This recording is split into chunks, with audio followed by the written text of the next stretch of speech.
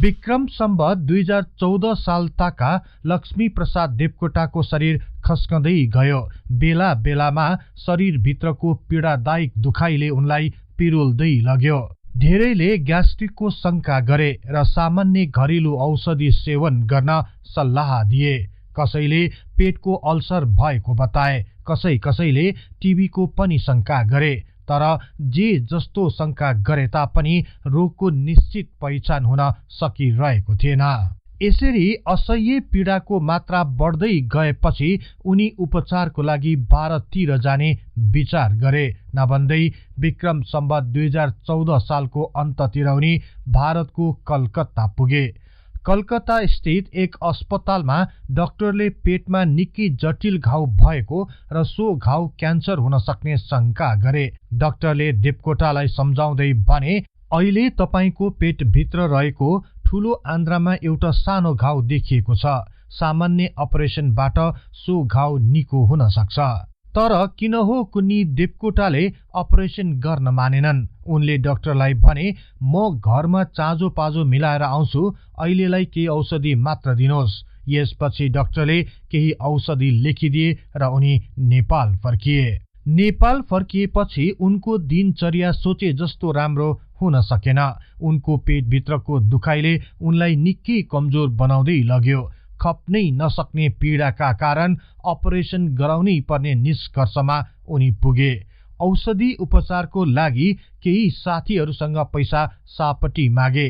कवि सोमनाथ घिमिरेले पनि उनलाई 500 रुपियाँ दिई सहयोग गरे। यसपछि विक्रम सम्वत 2015 साल असार 4 गतेका दिन उनी उपचारको लागि कलकत्तातर्फ लागे। कलकत्ताको अस्पतालमा भर्ना भए लगत्तै उनको परीक्षण सुरु भयो। त्यसपछि मात्र देवकोटालाई पेटको क्यान्सर भएको पत्ता लाग्यो। रोग पत्ता लागेसँगै पेटको अपरेसनको लागि उनलाई अस्पतालका डाक्टरहरूले अपरेसन थिएटरतिर लगे।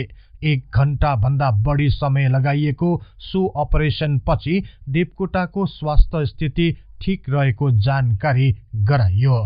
अपरेसन पछि डाक्टरहरूले पेटको तल रहेको ठूलो आन्द्राको घाउ हटाउने क्रममा 3 इन्च जति आन्द्राको भाग काटेर निकाल्नु परेको बताए। यसका साथै अपरेसन सफल रहेको र देवकोटा चाँडै निको हुने आश्वासन दिए। यसको केही दिन पछि नै देवकोटाको स्वास्थ्य स्थितिमा सुधार देखिँदै आयो। यसरी करिब 1 महिना जति उपचारको क्रममा अस्पताल बसेपछि देवकोटा सहित उनका परिवारका सदस्यहरू नेपाल फर्किए। नेपाल फर्किएपछि देवकोटाको दैनिकी पहिले जस्तो बन्न सकेन। उनलाई खान रुच्नै छोड्यो। अपरेसनबाट उनी पूर्ण रूपमा तङ्ग्रिएका थिएनन्। उनकी धर्मपत्नी मनदेवीले उनको स्याहार सुसारमा कुनै कमी हुन दिइनन्। उनलाई उठाउने, डुलाउने, हिँडाउने काममा सदैव साथ दिइरहन्। यसपछि बिस्तारै उनको शरीरमा केही सुधारहरू देखिन थाल्यो।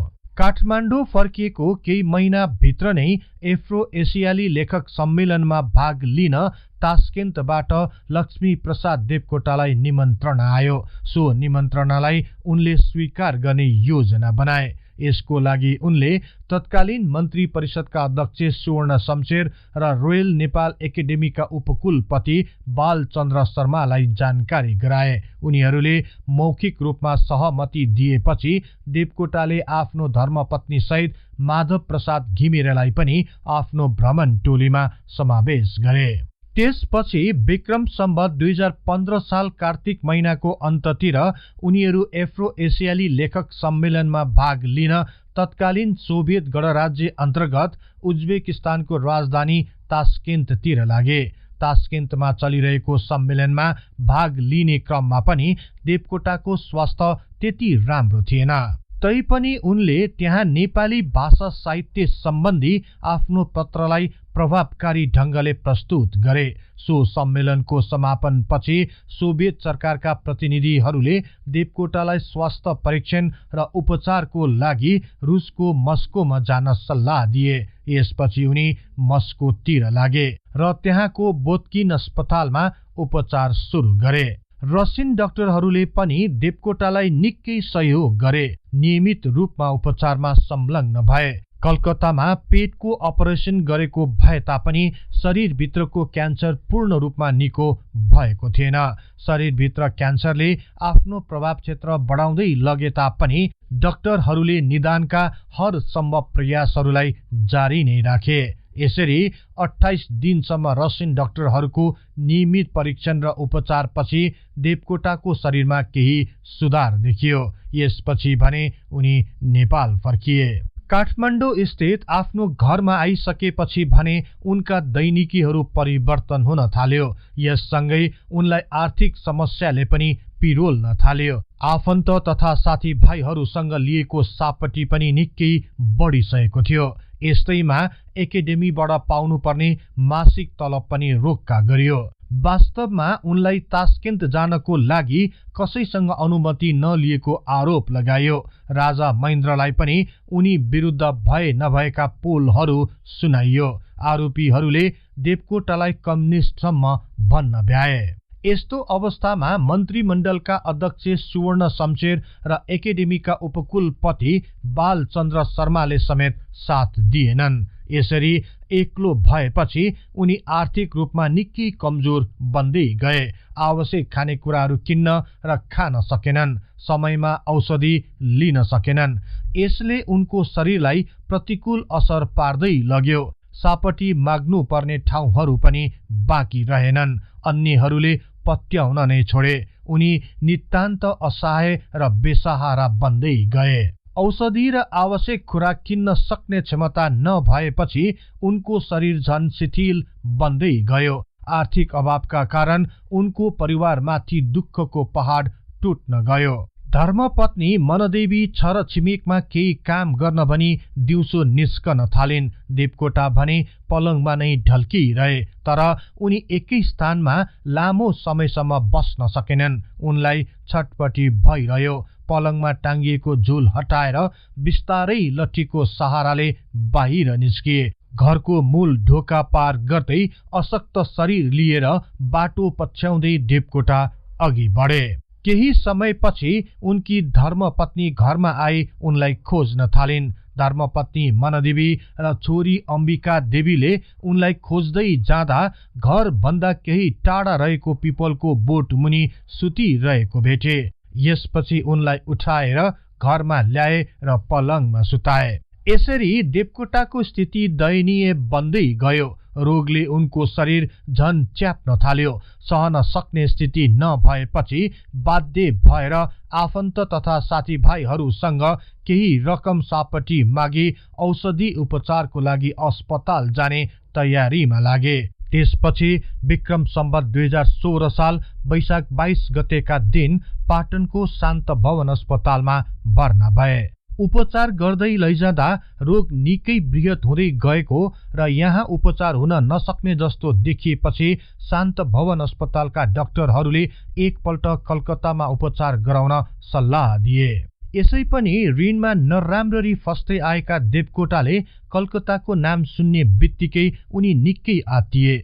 दिनानुदिन ऋणले पुरिँदै जान थालेपछि अन्तिम अस्त्र प्रयोग गर्दै उनले सबैसँग आर्थिक सहयोगको अपिल गरे। यसै समय ताका पत्रकार भैरव रिसालले दैनिक हालखबर पत्रिकामा देवकोटाको अन्तरङ्ग अन्तर्वार्ता प्रकाशित गरिदिए। यसपछि देवकोटाको दयनीय जीवन र दैनिकी बारे आम जनताहरूलाई थाहा हुन गयो। यस लगत्तै राजा महेन्द्रको पहलमा रोक्कामा रहेको जम्मा 8 महिनाको तलब मध्ये 1 महिना बराबरको रकम जरिवाना तिरेर बाँकी 7 महिनाको तलब फुक्का गरियो। यसले उनलाई निकै राहत मिल्यो। यसका साथै देवकोटाको स्वास्थ्य उपचारको लागि राजा महेन्द्रले आफ्नो व्यक्तिगत तर्फबाट पनि 5000 रुपियाँ आर्थिक सहयोग प्रदान गरे। उनको समस्यालाई नजिकबाट नियालिरहेका केही सङ्घ संस्थाहरूले पनि देवकोटाको औषधि उपचारको लागि आर्थिक सहयोग जुटाउन दिनरात खट्न थाले। उपचारको लागि भन्दै देवकोटाका पुराना विद्यार्थीहरू पनि आर्थिक सङ्कलन गर्न अघि बढे। एकाडेमीमा कार्यरत उनका सहकर्मीहरूले पनि आफूले पाइआएको 15 दिन बराबरको तलब रकम सहयोग स्वरूप देवकोटालाई प्रदान गरे। यसपछि भने देवकोटालाई कलकत्ता गई थप उपचार गर्न केही आँट आयो र उनी विक्रम सम्वत 2016 साल असार 6 गतेका दिन कलकत्तातिर प्रस्थान गरे। कलकत्ता पुग्ने बित्तिकै उनको सघन उपचार सुरु हुन थाल्यो। उपचारमा संलग्न डाक्टरहरूले उनको नियमित परीक्षण गरिरहे, तर क्यान्सर रोगको प्रभाव निकै फैलिसकेको थाहा पाएपछि कलकत्ता अस्पतालका डाक्टरहरूले बाध्य भएर देवकोटालाई सबै कुराको अवगत गराइदिए।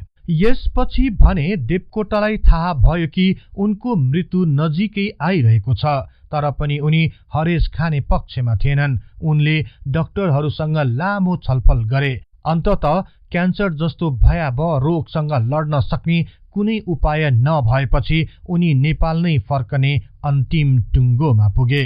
त्यसपछि डाक्टरहरूले पनि केही आराम हुने औषधि खाने परामर्श दिए र उनी सपरिवार नेपाल फर्किए।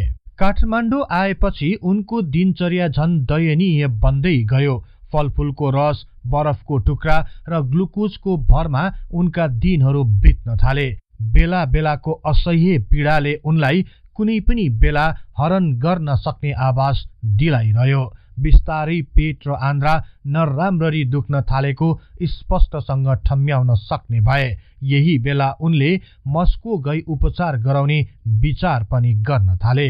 आफ्नो जीवनलाई केही क्षण भए पनि लम्ब्याउन पाए हुन्थ्यो भनी सोच्न थाले, तर आर्थिक अभावको कारण सो बारे कसैलाई भन्ने आँट गर्न सकेनन्।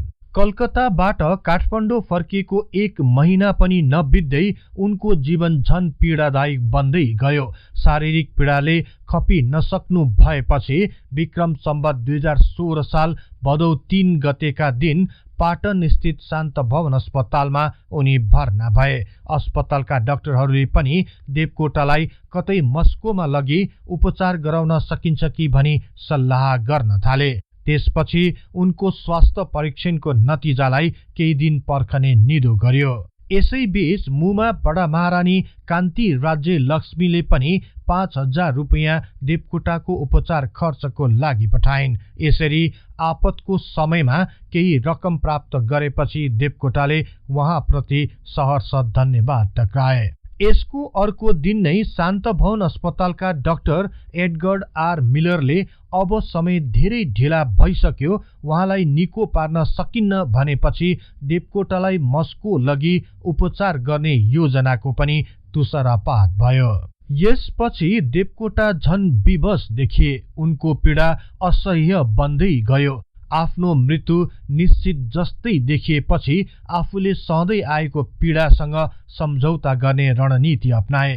अब भने पीडालाई बिर्सदै केही अग्लो सिरानीमा टाउको बिसाई कलम र कागजमा केही लेख्ने जमर्को गरे। नभन्दै भदौ 6 गते बेलुकी 8 बजेतिर उनले एक भक्ति रसको प्रलय वेदना कविताको रचना गरे। यसपछि पुनः अर्को कविता लेख्न खोजे, तर पीडाले उनी अचानक चिच्याए। असह्य पीडाका कारण नजिकै रहेका आफ्ना साथीहरूलाई पोटासियम सायनाइड ल्याइदिन आग्रह गरे। देवकोटाका साथीहरू र परिवारका अन्य सदस्यहरू पनि विवश थिए। मूक दर्शक बनी हेर्नु सिवाय उनीहरूसँग अर्को कुनै विकल्प थिएन। पीडापछि केही क्षण उनी शान्त हुन्थे। आराम जस्तो हुने बित्तिकै उनी कागज र कलम मागिहाल्थे। यस्तै क्रममा भदौ 16 गतेका दिन मोती जयन्तीको निम्ति देवकोटाले एक कविताको रचना गरे र मोती जयन्ती समारोहमा पठाए। अस्पतालको शैय्यामा पल्टिँदै लेखिएको देवकोटाको सो कवितालाई काठमाडौँमा भएको मोती जयन्ती समारोहमा वाचन गरियो। अस्पतालको शैय्यामा रहँदा नै क्यान्सर रोगबाट ग्रस्त देवकोटाले आफ्नो पीडालाई हराउन चाहिरहेका हुन्थे। असह्य पीडालाई एकाकार गर्दै आफूलाई कविता लेख्नमा व्यस्त बनाइरहेका जस्ता देखिन्थे। यस्तै पीडामा पनि उनको मस्तिष्कबाट कविताहरू फुर्न छोडेनन्। फुरेका कविताहरूलाई कमजोर हातहरूले कलम समाती कागजमा कोर्नबाट कसैले रोक्न सकेन। भदौ 19 गतेका दिनमा पनि देवकोटाले एक कविताको रचना गरे। शून्यमा शून्य सरी नामक सो नेपाली कविता लेखेर उनका प्रिय साथी हरि श्रेष्ठलाई दिए। यसै दिन उनले एक अंग्रेजी कविताको पनि रचना गरे। लाइफ अफ द रिचेस्ट नामक सो अंग्रेजी कविता लेखेपछि उनलाई नियमित उपचार गरिरहने डाक्टर एडगर मिलरलाई सो कविता प्रदान गरे। यसपछि भने उनी आराम गर्दै बिछ्यौनामा पल्टिए। यसको अर्को दिन पुरै समय आफ्नो शारीरिक पीडासँग उनी लड्दै रहे। भदौ 21 गते दिउँसोतिर उनले एक सानो कविता लेख्ने आँट गरे। नभन्दै प्रोमिथियन पेन आई बेयर नामक अंग्रेजी कविताको रचना गरे। सो रचना पनि उनले डाक्टर मिलरलाई नै दिए। यसपछि भने उनको शरीर शिथिल बन्दै गयो। थोरै टाउको ठडाएर लेख्ने आँट समेत गर्न सकेनन्। डाक्टर मिलरले देवकोटालाई सान्त्वना दिइरहे, तर देवकोटालाई अब मृत्यु धेरै नजिक आइसकेको आभास हुँदै गयो। उनले आफ्नो धर्मपत्नीलाई सुटुक्क भने, बजै अब म 2-3 दिनको मात्र पाहुना हो। यस लगत्तै उनले डाक्टरलाई बोलाउन हराए। देवकोटाले अब अस्पतालमा बसेर आफ्नो पीडालाई नलम्ब्याउने विचार डाक्टर मिलर समक्ष राखे। यसपछि उनले रक्तदान गर्ने पद्मनाथ देवकोटा र भोलामान सिंहलाई धन्यवाद व्यक्त गर्दै अस्पतालबाट निकाल्न आफ्ना सहयोगीहरूलाई अनुरोध गरे।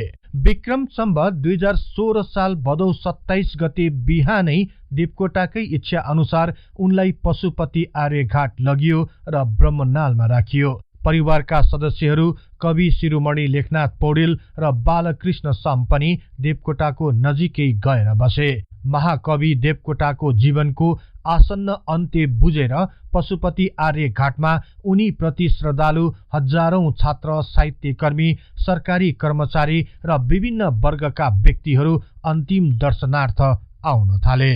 भदौ 28 गते बिहानैदेखि कवि शिरोमणि लेखनाथ पौडेल र महाकवि देवकोटा बीच ज्ञान र भक्तिका विषयमा आफ्ना विचारहरू साटासाट गरिरहे। असह्य पीडा हुँदा एकछिन चुप लागे तापनि देवकोटाले लेखनाथ समक्ष आफ्ना विचारहरू प्रस्तुत गर्न छोडेनन्। यसरी सो दिन पनि बित्न गयो। अर्को दिन अर्थात् भदौ 29 गते बिहानै देवकोटाको आँखाभरि आँसु छचल्कियो। सिरानी नजिकै बसेकी धर्मपत्नीतिर फर्केर एकटकले टोलाइरहे। बिस्तारै टाउको फर्काए। नजिकै बसेका लेखनाथसँग बिदावरी मागे जस्तो गरे। त्यसपछि उनी एकछिन निदाए। दिउँसोतिर तत्कालीन निर्माण तथा सञ्चार मन्त्री गणेशमान सिंह पनि उनलाई भेट गर्न त्यहाँ आइपुगे। गणेशमान सिंह मृत्यु शैय्यामा लडिरहेका देवकोटाको नजिक गई आशीर्वाद लिए। सोही समयमा गणेशमान सिंहले उनको अन्तिम इच्छाबारे केही बताउन अनुरोध गरे। बिस्तारै देवकोटाले मुख खोले र भने, मलाई लागेको 22,000 को ऋण र छोराहरूको पढाइले निकै चिन्ता लागेको छ। यसपछि गणेशमान सिंहले सो बारे चिन्ता नगर्न आग्रह गरे। गणेशमान सिंहको भेटपछि बालकृष्ण समले नेपाल भ्रमणमा आएका वेद मेहता र अंग्रेजी साहित्यकार डोम मोरेजलाई लिएर देवकोटासँग साक्षात्कार गराए। उनीहरूलाई देखेर देवकोटा निकै खुसी देखिए। सानो स्वरमा देवकोटाले अंग्रेजी साहित्यकार डोम मोरेजसँग केही कुराकानी गरे। उनी समक्ष देवकोटाले आफ्ना बिलौनाहरू पोखे।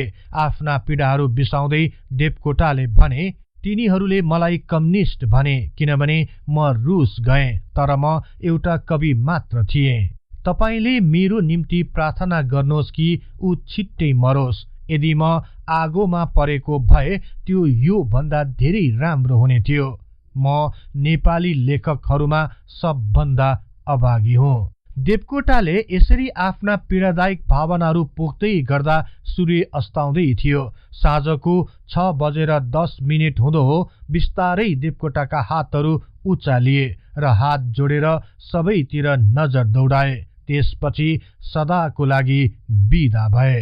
नजिकै रहेका परिवारका सदस्यहरू र लेखनाथ पौडेल, बालकृष्ण सम, डोम मोरेज हेरेको हेरै भए। वरिपरि रहेका अन्य मानिस तथा श्रद्धालुहरू शून्यमा शून्य सरी झैं अवाक बनी उभिरहे। यसपछि सोही साँझ महाकवि देवकोटाको पशुपति आर्यघाटमा अन्त्येष्टि गरियो। यसरी 50 वर्ष पनि नपुग्दै विक्रम सम्वत 2016 साल भदौ 29 गते साँझ 6:10 जाँदा उनी परमधाम भए। उनको मृत्युसँगै सिङ्गो नेपाली समाजमा शोकको लहर चल्यो। अर्को दिन तत्कालीन सरकारले उनको सम्मानमा आधा झण्डा झुकाएर सबै सरकारी कार्यालयहरूलाई आधा दिन र शिक्षण संस्थाहरूलाई पूरा दिनको बिदा दिने निर्णय सुनायो। यसका साथै सरकारले देवकोटालाई लागेको 22,000 ऋण क्रिया गर्न 3,000 रुपैयाँ र उनका 2 छोराहरूलाई बालिग नहुन्जेल प्रत्येकलाई पढाइको लागि मासिक रु 100 दिने निर्णय